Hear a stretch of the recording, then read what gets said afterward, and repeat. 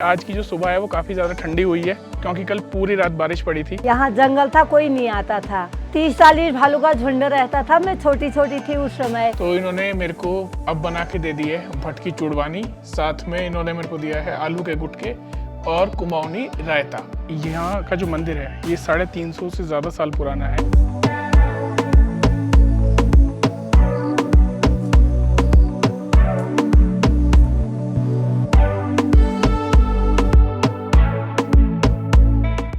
Hello backpackers, एक बार फिर से आप सभी का स्वागत है आप सबके अपने चैनल बैकपैक एक्सपीडिशन में। तो फिलहाल आज हम लोग आ गए हैं मुक्तेश्वर। नैनीताल से 48 किलोमीटर्स का सफ़र करने के बाद हम लोग यहाँ आके मुक्तेश्वर में पहुँचे हैं। और जैसे आप लोग भी कहीं जाते हो, सबसे पहले जो सबसे इम्पोर्टेंट काम होता है वो होता है एकोमोडेशन ढूंढने का। तो मुक्तेश्वर के जितने भी रिजॉर्ट्स हैं या होटल्स हैं वो सारे थोड़ा कॉस्ट वाइज देखा जाए तो हाई रहते हैं। मतलब कि अगर आपको नैनीताल में कोई 2000 रुपये का रूम मिल जाएगा तो वही सेम आपको यहाँ 3000 रुपीज़ का मिलेगा। जिस जगह मैं बैठा हूँ अभी, यहाँ से मुक्तेश्वर 2 किलोमीटर आगे है।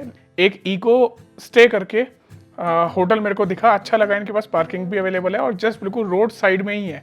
तो आपको कहीं नीचे नहीं जाना, या फिर ऐसा नहीं है कि आपको गाड़ी पार्किंग में लगा के आप पैदल आपको जाना है। तो ये सब चीज़ें देखते हुए मैंने इसे फाइनल कर लिया। ये जो रूम है इसकी कॉस्ट मुझे पड़ी है 3000 रुपीज़ विद टैक्स, और इसमें 4 बेड मिले हैं 4 लोगों के लिए। ऑन सीजन होता होगा तो इसका टैरिफ जाता है लगभग 5000 रुपये तक। अब इस रूम की सबसे जो मेरे को खास बात लगी वो ये है, एक तो इतना बड़ा रूम है, स्पेशियस है। दूसरी चीज़, मेरे पीछे आप व्यू देखो कितना सुंदर है। और ये जो पूरी ये विंडो है ये एक नहीं है, अगर मेरे इस साइड भी आप देखो तो यहाँ पे पूरा पेनोरामिक व्यू आपको देखने को मिलेगा माउंटेन्स का। और यहाँ पे शांति इतनी है क्योंकि अगर मेन सिटी में आप लोग होटल लेते हैं तो वहाँ क्राउड होता है, ट्रैफिक होता है। यहाँ पे ना ट्रैफिक है ना क्राउड है, बिल्कुल शांत माहौल है। तो फिलहाल बस अपना थोड़ा सा यहाँ फ्रेश होते हैं, और फ्रेश होने के बाद यहाँ पे भी सेम जैसे हमने नैनीताल में किया था, कोई स्कूटी या बाइक रेंट पे लेते हैं और उसके बाद चलते हैं मुक्तेश्वर घूमने के लिए। तब तक आप एक बार बाहर का नज़ारा एंजॉय करो।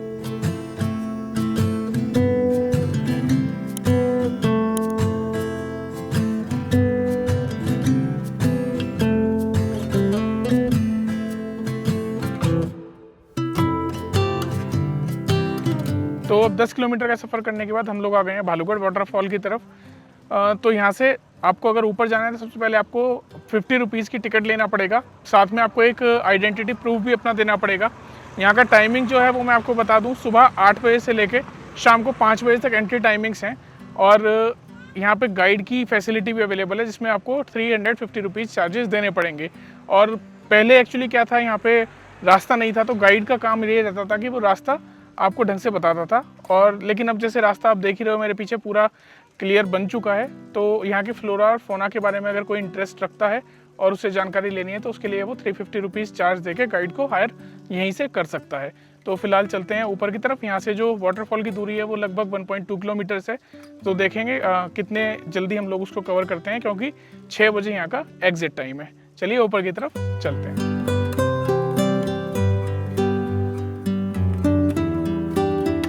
नैनीताल से भी मुक्तेश्वर में देखा जाए तो 1-2 डिग्री कम था, जिस वजह से मुझे जैकेट डालनी पड़ी। लेकिन अब चढ़ते चढ़ते गर्मी लग रही है। तो यहाँ पे जिप लाइनिंग की भी फैसिलिटी अवेलेबल है। जो लोग ट्रैक पूरा नहीं करना चाहते उनके लिए 400 रुपीज़ लगते हैं जिप लाइन करने के लिए। 400 रुपये में आप लोग बिल्कुल वाटरफॉल तक चले जाते हो। हमें फिलहाल जिप लाइन नहीं करनी थी तो हम पैदल ही नीचे जाएंगे।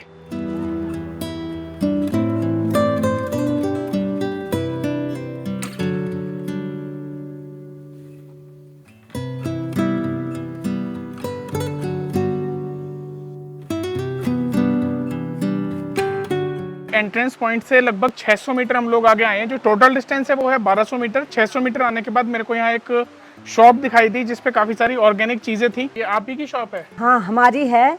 ये सामान सब एनजीओ वालों से लाते हैं हम। अच्छा। ये यही बनता है, कोई फैक्ट्री मेड नहीं है।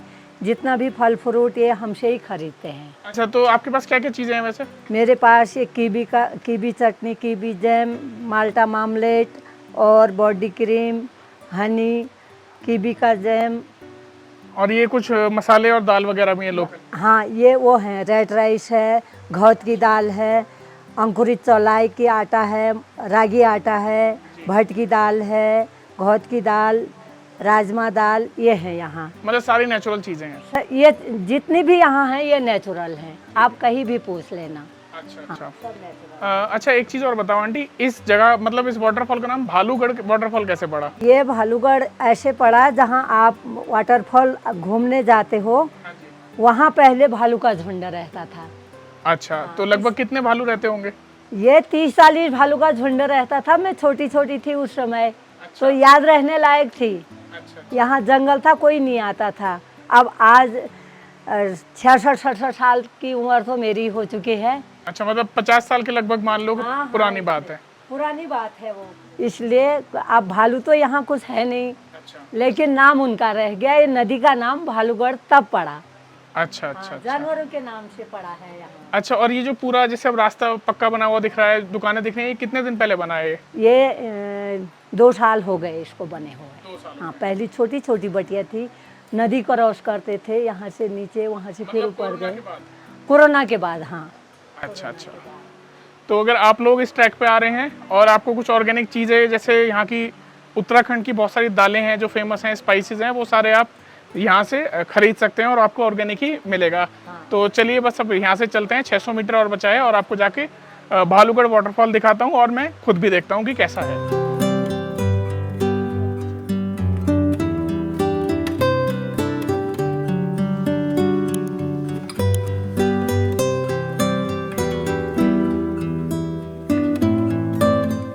तो भालूगढ़ वाटरफॉल पे हम लोग आ गए हैं और आप मेरे पीछे देख रहे हो कितना ह्यूज वाटरफॉल है।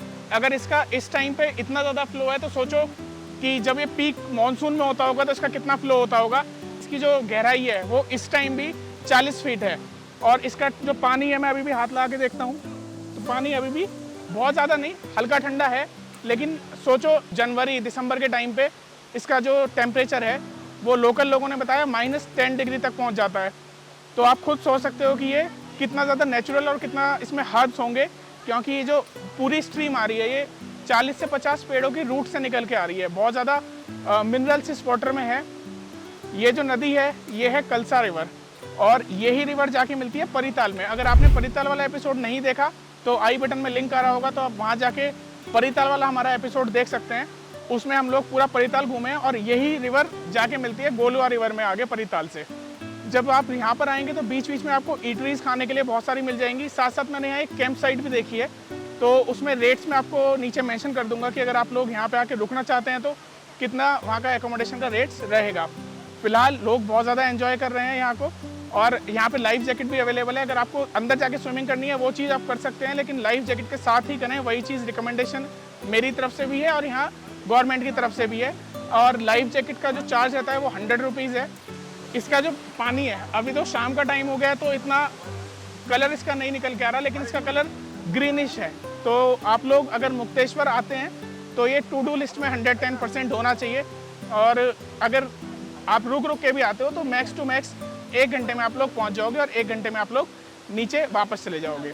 तो फिलहाल 5 से 10 मिनट हम लोग भी यहाँ एंजॉय करते हैं। आप लोगों को मैंने दिखा दिया ये कैसा है, हमने खुद भी देखा और बहुत ज़्यादा मेरे को अच्छा महसूस हुआ कि मैं यहाँ पे आया। थोड़े से यहाँ के व्यूज़ को एंजॉय करो और हम लोग भी एंजॉय करते हैं।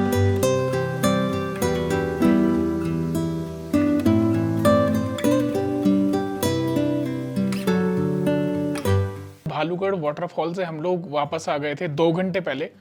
तो इनसे मैंने पूछा कि खाने में क्या क्या अवेलेबल है लोकल में, तो इन्होंने मेरे को अब बना के दे दी है भटकी चूड़वानी, साथ में इन्होंने मेरे को दिया है आलू के गुटके और कुमाऊनी रायता।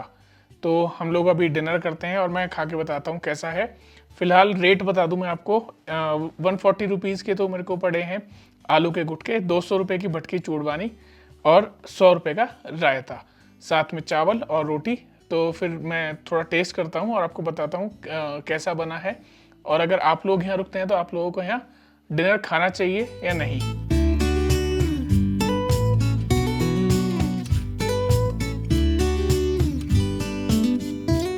तो खाना मैंने खा लिया है। खाने का टेस्ट मैं आपको बताऊं तो जैसा घर का टेस्ट होता है खाने का वैसा टेस्ट था। मसाले बहुत कम थे और आलू में तो बिल्कुल ही कम थे, और जो भटकी चुड़वानी थी उसमें मिर्च अच्छी खासी थी। तो अगर आप लोग आते हो और आपको बिल्कुल होमली फूड चाहिए तो आप लोग एक बार ट्राई ज़रूर कर सकते हो। कल सुबह हम लोग जल्दी निकलेंगे और मुक्तेश्वर के जितने पॉइंट्स हैं वो सारे कवर करेंगे। फिलहाल अभी के लिए मैं आपको यहाँ गुड नाइट कह रहा हूँ, लेकिन इस वीडियो को कंटिन्यू रखते हुए कल सुबह हमारी मुलाकात अब दोबारा होगी। कल हम जाएंगे मुक्तेश्वर धाम विजिट करने और चौली की जाली देखने।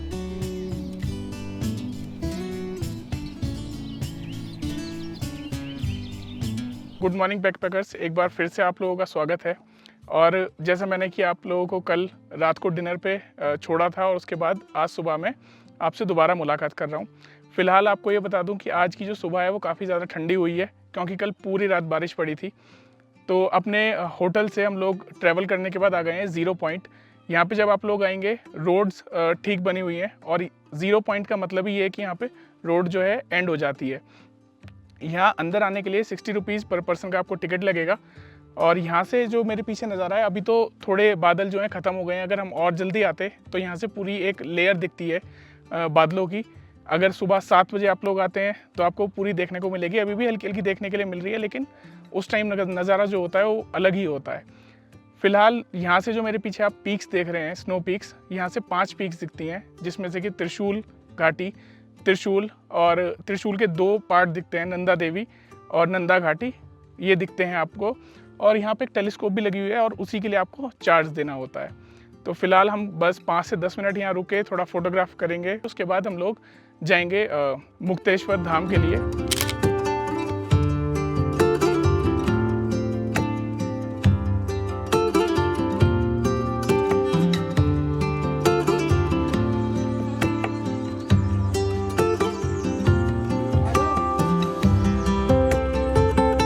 तो हम लोग आ गए हैं मुक्तेश्वर धाम में, हमने यहाँ के दर्शन किए। फ़िलहाल मैं आपको बता दूँ, इसकी जो हाइट है वो 2312 मीटर है। और यहाँ का जो मंदिर है ये 350 से ज़्यादा साल पुराना है। यहाँ पे एक शिव जी का मंदिर है, एक राम मंदिर है और साथ में एक सिद्ध पीठ है देवी माँ का।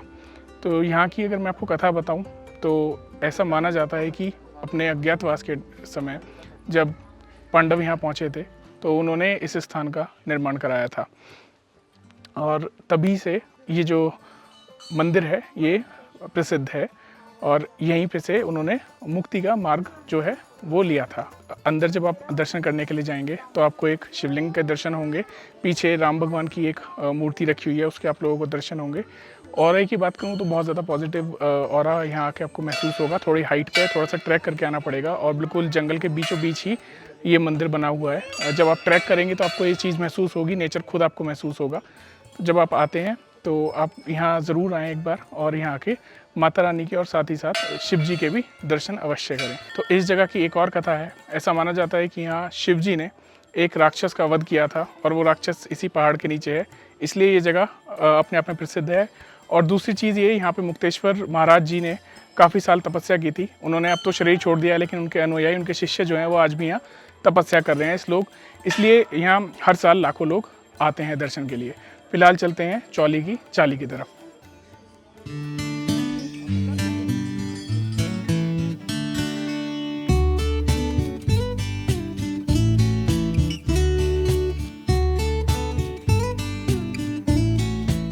मंदिर से लेफ्ट लेने के बाद लगभग 250 से 300 मीटर हम लोग चले हैं। प्लेन ट्रैक है, बिल्कुल सीधा सीधा है। तो हम लोग आके पहुंचे हैं अब चौली की जाली पे। मेरे पीछे आप देख रहे हो जो एक छोटा सा होल दिख रहा है रॉक के बीच में, इसको बोलते हैं चौली की जाली। जिन लेडीज़ को चाइल्ड नहीं होता तो वो शिवरात्रि के दिन इस होल के बीच में से निकलती हैं, और मान्यता है कि ऐसा करने के बाद उनको संतान प्राप्ति हो जाती है। फिलहाल यहाँ करने के लिए क्या कुछ है मैं आपको बता दूँ। एक ये जिपलाइन है, यहाँ से जिपलाइन है, वो नीचे तक लेके जाते हैं, और 300 रुपीज़ पर पर्सन इसका चार्ज है। 100 मीटर का ये डिस्टेंस है जो कराते हैं। दूसरी चीज़, यहाँ से जो व्यू है वो बहुत ही ज़्यादा सुंदर लगा, बहुत ही ज़्यादा अमेजिंग।